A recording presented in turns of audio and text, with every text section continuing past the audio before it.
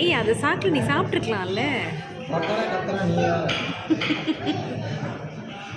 சும்மா உங்களை வேலை வாங்குறா.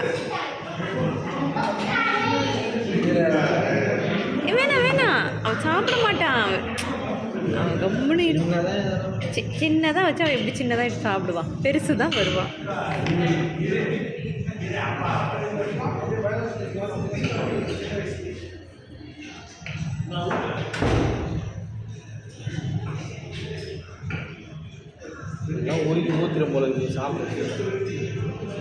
மில்க் ஷேக் தான் சாப்பிட்ணும் நீங்கள் 2 பேரும்.